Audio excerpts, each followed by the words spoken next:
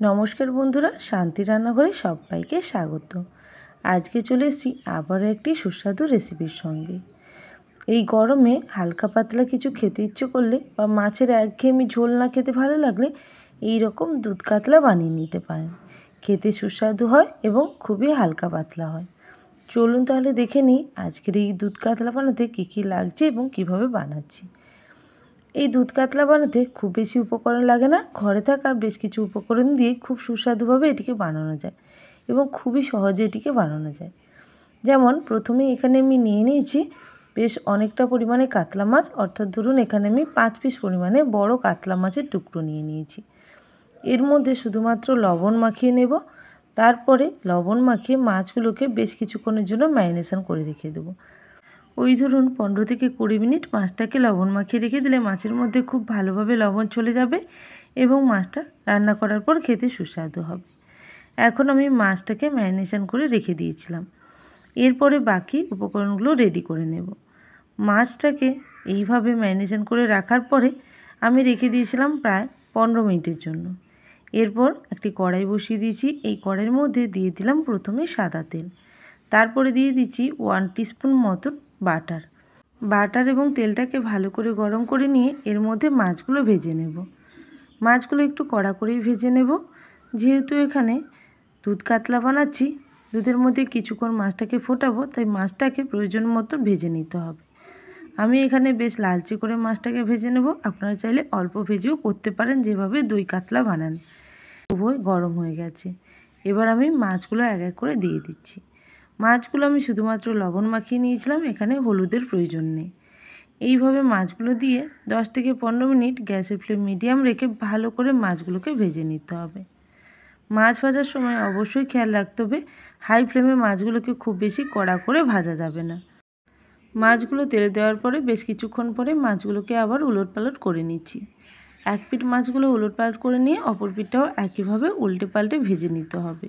এখন আমি গ্যাসের ফ্লেম একেবারে স্লো রেখেছি। এই স্লো ফ্লেমে কিছুক্ষণ মাছ ভেজে নেব। তারপরে আর একটা পিঠ ভালো করে ভাজা হয়ে গেলে মাছটাকে উল্টে দিয়ে গ্যাসের ফ্লেম এইভাবে রেখে কিন্তু বেশ কিছুক্ষণ ধরে মাছটাকে ভেজে নিচ্ছি। মাছ যতক্ষণ ভাজা হচ্ছে ততক্ষণের মধ্যে আমি কিছু মশলা রেডি করব। মশলার মধ্যে এখানে খুব বেশি উপকরণ লাগে না। কিছুটা লাল লঙ্কার গুঁড়ো, কিছুটা গোলমরিচের গুঁড়ো এবং কিছুটা গরম মশলা, আর সঙ্গে অল্প ময়দা লাগে। এই সব দিয়েই কিন্তু রান্নাটা খুবই সুস্বাদু হয়। এখন আমি প্রথমেই নেব কিছুটা গরম মশলা। ওই ধরুন 2টো করে এলাচ, 2টো লবঙ্গ এবং 2টা দারচিনি। এইগুলো একটি হামাদিস্তার মধ্যে দিয়ে এইভাবে ক্র্যাশ করে নেব। খুব বেশি মিহি গুঁড়ো করব না, মোটামুটি একটু থেতো করার মতো গুঁড়ো করে নেব। এইভাবে রেডি করে রেখে দেব। আর একদিকে একটা বাটির মধ্যে বেশ কিছুটা জল নিয়ে নেব। জলের পরিমাণ ওই ধরুন হাফ বাটি পরিমাণ নিলাম। এর মধ্যে দিয়ে দেবো 1 টিস্পুন পরিমাণে ময়দা। এবার খুব ভালো করে ময়দাটাকে জলের সঙ্গে গুলে নিচ্ছি।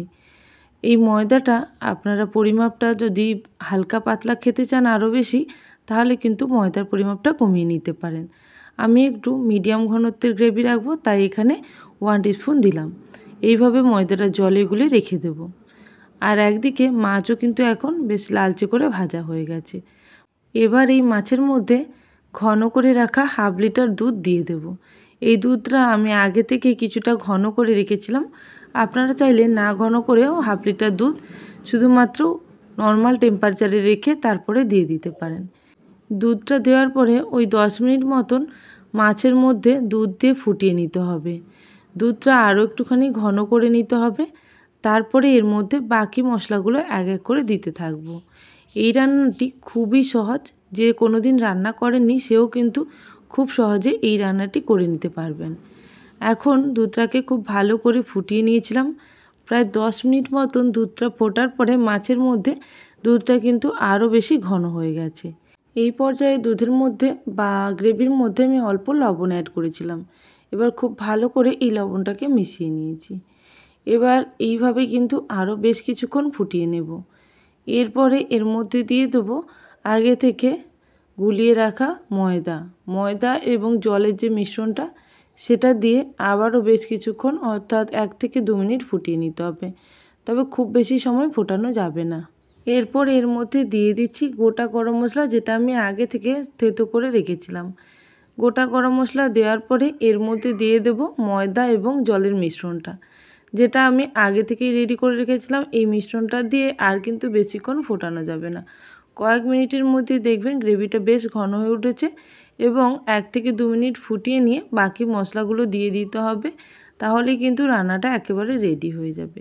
ময়দাটা দেওয়ার পরেই এরপরে আমি দিয়ে দিচ্ছি ঝাল লঙ্কার গুঁড়ো। চাইলে এখানে ঝাল না খেতে চাইলে কাশ্মীরি লঙ্কার গুঁড়ো দেওয়া যেতে পারে। আর সঙ্গে অল্প অর্থাৎ হাফ টিস্পুন মতন গোলমরিচ দিলাম। এবার খুব ভালো করে সমস্ত কিছুকে মিশিয়ে নেব। মিশিয়ে নিয়ে গ্রেভিটাকে আরও 1 মিনিট মতন ফুটিয়ে নিলেই রান্নাটা রেডি। ওই ধরুন 10 থেকে 15 মিনিটের মধ্যে এই রান্নাটা সম্পূর্ণ রেডি হয়ে যায়। উপকরণ খুব বেশি লাগে না বলে খুব তাড়াতাড়ি রান্নাটা করা যেতে পারে। দেখুন এইভাবে কিন্তু রান্নাটা সম্পূর্ণ রেডি হয়ে গেল। এর মধ্যে অল্প চিনিও দিয়ে যেতে পারেন যদি মিষ্টির ভাব বেশি খেতে চান। তবে যেহেতু দুধটাকে ঘন করে দিয়েছি, এমনিতেই অল্প মিষ্টি থাকে, তাই এখানে আমি দুধের মধ্যে বা গ্রেভির মধ্যে মিষ্টি দিলাম না। এখন রান্নাটা সম্পূর্ণ রেডি। এইভাবে রান্নাটা এই অবস্থাতেই কিন্তু নামিয়ে নিতে হবে, তাহলে পরিবেশনের সময় খুব বেশি ঘন হবে না। দেখুন এইভাবে কিন্তু রান্নাটা আমি করে নিয়েছিলাম। খেতে কিন্তু অপূর্ব হয়েছিল। যদি রেসিপি ভালো লেগে থাকে অবশ্যই কমেন্ট সেকশানে জানাবেন।